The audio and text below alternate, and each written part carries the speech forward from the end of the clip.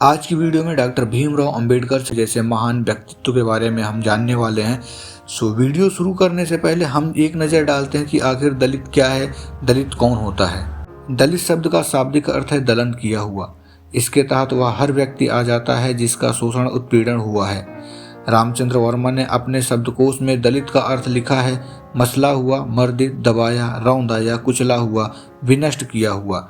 भारतीय संविधान में इन जातियों को अनुसूचित जाति के नाम से जाना जाता है। भारतीय समाज में भंगी या वाल्मीकि को सबसे नीची जात समझा जाता है और उसका पारंपरिक पेशा मानव मल की सफाई करना है। परंतु आज के इस समय की स्थिति में बहुत बदलाव आया है। भारत में वर्तमान समय में दलित शब्द का अनेक अर्थों में उपयोग होता है। वैसे तो इसकी कोई सर्वमान्य परिभाषा नहीं हो सकती, किंतु मोटे तौर पर उन वर्गों को दलित कहा जाता है जो वर्तमान में अनुसूचित जाति के अंतर्गत आते हैं। दलित शब्द का अर्थ पीड़ित, शोषित, दबाया हुआ एवं जिनका हक छीना गया होता है। इस अर्थ में हिंदू, मुसलमान, ईसाई आदि सभी धर्मों में दलित वर्ग मौजूद है। वर्तमान समय में जिनको दलित समझा जाता है उनमें से अनेक वर्गों को पहले अछूत या अस्पृश्य माना जाता था। उनका अनेक प्रकार से शोषण हुआ। भारत की जनगणना 2011 के अनुसार भारत की जनसंख्या में लगभग 16.6% या 20 करोड़ से ज़्यादा की आबादी दलितों की है।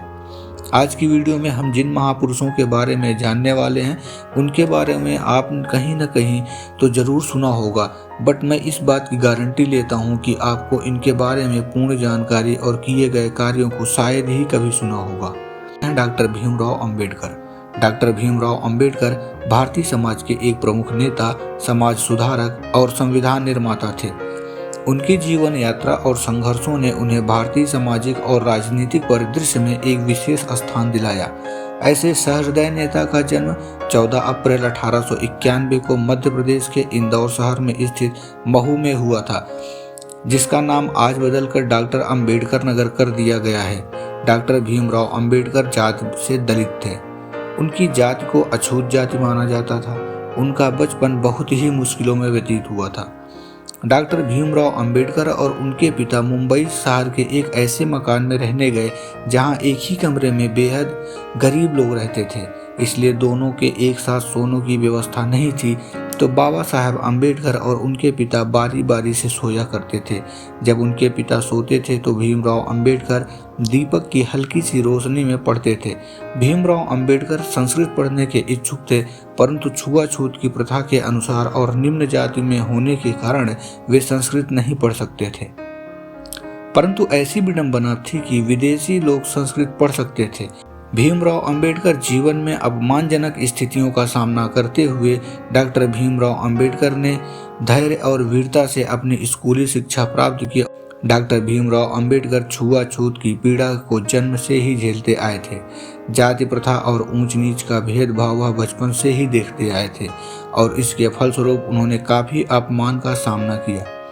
डॉक्टर भीमराव अंबेडकर ने छुआछूत के विरुद्ध संघर्ष किया और इसके जरिए वे निम्न जातियों को छुआछूत की प्रथा की से मुक्ति दिलाना चाहते थे, समाज में बराबर का दर्जा दिलाना चाहते थे।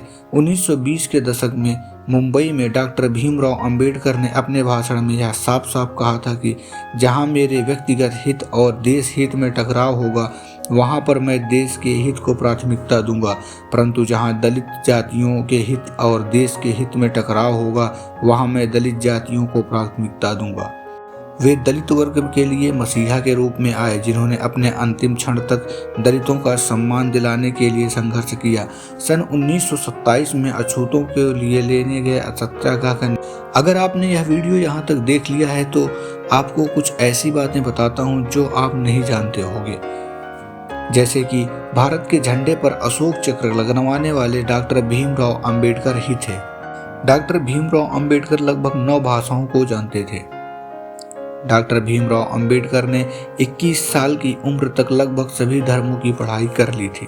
भीमराव अंबेडकर ऐसे पहले इंसान थे जिन्होंने अर्थशास्त्र में PhD विदेश जाकर की थी। भीमराव अंबेडकर के पास लगभग 32 डिग्रियां थी। बाबा साहब आजाद का भारत के पहले कानून मंत्री बने। बाबा साहब आजाद भारत के पहले कानून मंत्री थे। बाबा साहेब ने 2 बार लोकसभा चुनाव लड़ा लेकिन दोनों बार हार गए। भीमराव अंबेडकर हिंदू महारजात के थे जिन्हें समाज अछूत मानता था। भीमराव अंबेडकर कश्मीर में लगी धारा 370 के खिलाफ थे। बाबा साहेब अंबेडकर को अपने महान कार्यों के चलते कई पुरस्कार भी मिले थे। अंबेडकर जयंती पर सार्वजनिक अवकाश रखा जाता था। बाबा साहेब अंबेडकर को अपने महान कार्यों के चलते कई पुरस्कार भी मिले थे। अंबेडकर जयंती पर सार्वजनिक अवकाश रखा जाता है। 1990 में उन्हें मरणोपरांत भारत के सर्वोच्च नागरिक सम्मान भारत रत्न से सम्मानित किया गया है। कई सार्वजनिक संस्थान का नाम उनके सम्मान में उनके नाम पर रखा गया है, जैसे कि हैदराबाद आंध्र प्रदेश का डॉक्टर अंबेडकर मुक्त विश्वविद्यालय, BR अम्बेडकर बिहार विश्वविद्यालय मुजफ्फरपुर, डॉक्टर बाबा साहब अम्बेडकर अंतर्राष्ट्रीय हवाई अड्डा नागपुर में है, जो पहले सोनेगांव हवाई अड्डे के नाम से जाना जाता था। अंबेडकर का एक बड़ा आधिकारिक चित्र भारतीय संसद भवन पर प्रदर्शित किया गया है।